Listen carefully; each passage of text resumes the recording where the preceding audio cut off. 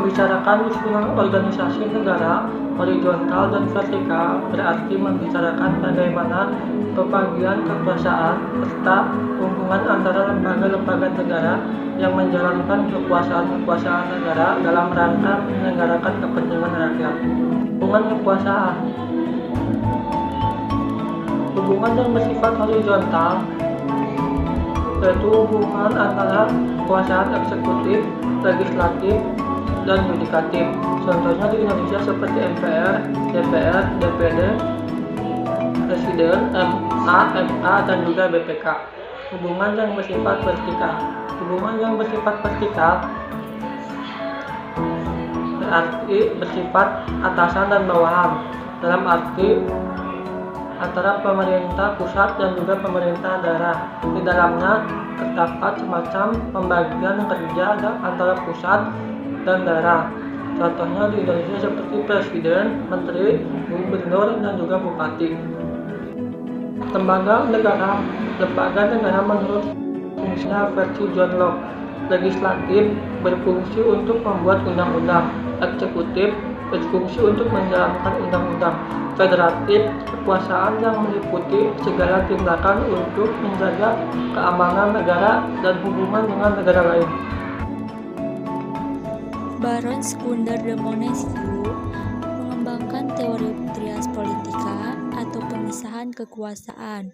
Terdapat 3, yaitu kekuasaan legislatif, kekuasaan eksekutif, dan kekuasaan yudikatif atau yudisial. Pembagian oleh Montesquieu ini bertolak pada HAM. Pendapat ini dikemukakan dalam bukunya, yaitu Jiwa dari Hukum tahun 1748. Van Vollenhoven.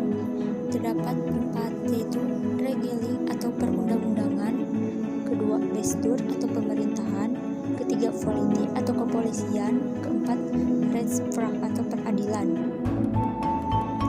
Dalam membahas hubungan eksekutif dan legislatif, maka terdapat beberapa sistem pemerintahan, yaitu sistem pemerintahan presidensial, sistem pemerintahan parlementer, dan sistem pemerintahan kuasi atau semi. Adapun perbedaan sistem pemerintahan parlementer dan presidensial menurut Tung Levi van Ley. Kalau sistem pemerintahan parlementer itu majelis menjadi parlemen. Kalau presidensial itu majelis tetap sebagai majelis saja. Selanjutnya eksekutif dibagi ke dalam 2 bagian.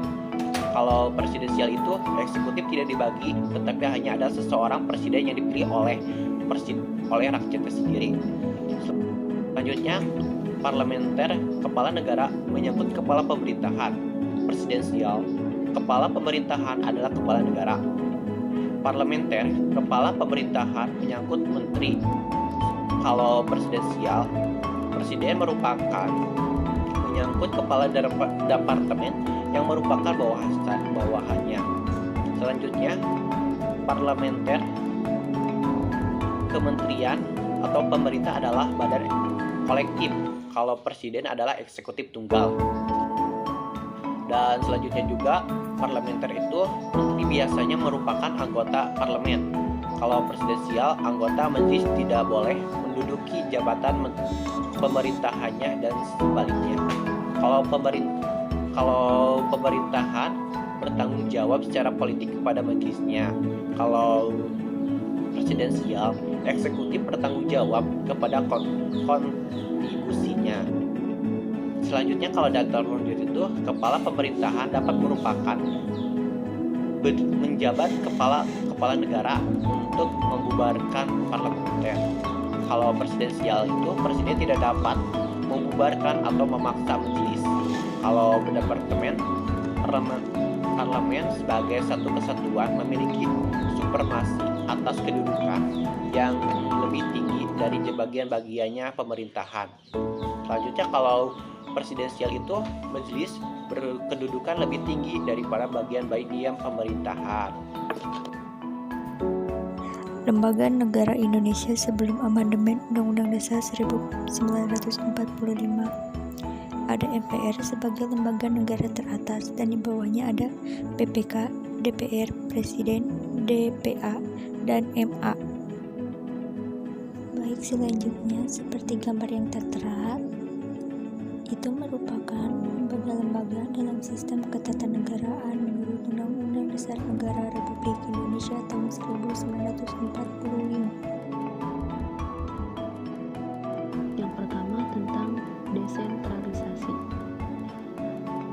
Desentralisasi itu penyerahan wewenang pemerintahan oleh pemerintah kepada daerah